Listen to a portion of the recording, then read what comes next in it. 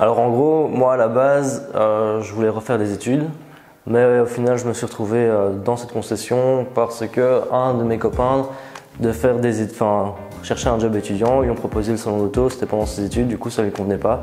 Il m'a demandé de me présenter, je me suis présenté et à ce moment-là, on m'a demandé pourquoi est-ce que ça m'intéresserait pas de le faire comme travail et c'est comme ça que je suis atterri dans cette concession et que j'ai commencé alors mes études via l'EFP à Uccle et en tant que conseiller commercial.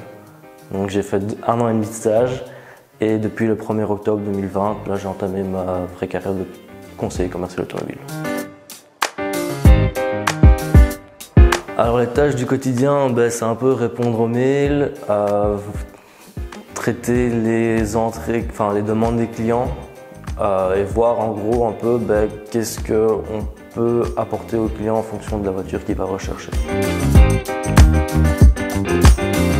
Ma satisfaction à moi en gros c'est plutôt de savoir que j'ai tout fait pour que le client soit content et que même s'il y avait des petits trucs auxquels il n'aurait pas pensé, au final il l'a quand même et qu'il est ravi d'avoir une nouvelle voiture. Alors la difficulté c'est de vraiment trouver un compromis parfois parce que certains clients cherchent un type de véhicule mais qui ne leur correspond pas des fois et du coup c'est leur amener à faire comprendre également que ils devraient s'orienter sur autre chose qui pourrait mieux leur convenir. Outlook pour les mails et alors à côté de ça, ici dans les concessions BMW on utilise un configurateur qui s'appelle SA3 et d'autres programmes pour faire le suivi des clients et ainsi de suite. En équipe, on est 5 vendeurs au total. En gros, c'est plutôt chacun ses clients, mais en fonction des disponibilités, si on sait dépanner quelqu'un, on le fait sans problème. Alors ici, nous, en semaine, on commence de 9h à 18h et le week-end, c'est de 10h à 17h30. Ne pas être timide et ne pas avoir peur du contact avec le client. Et un gros atout, c'est de parler plusieurs langues. Ça aide quand même pas mal.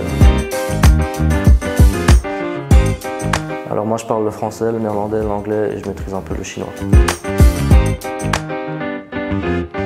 Alors ici en gros le trajet type, on commence en tant qu'informant où on va informer les clients, puis après ça on passe conseiller commercial et alors à la suite on peut peut-être devenir sales manager ou bien directeur opérationnel de concession. En fait, en gros, ce qui m'a amené là où j'en suis, c'est vraiment le fait que j'ai été me présenter et qu'on m'a proposé de faire ce travail-là. Sinon, à la base, moi, je reprenais mes études et ingénieur, donc rien à voir. Et quand on m'a proposé le métier, je me suis dit, finalement, ça m'intéresse et c'est quelque chose auquel j'ai déjà pensé, mais que je ne m'étais pas lancé là-dedans. Et maintenant que j'y suis, je suis très content de faire ça. Je me vois mal refaire encore 5 ans d'études pour faire ingénieur. Donc.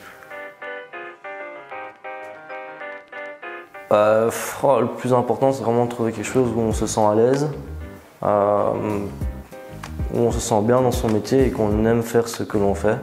Je crois que c'est vraiment ça le plus important au niveau de son travail.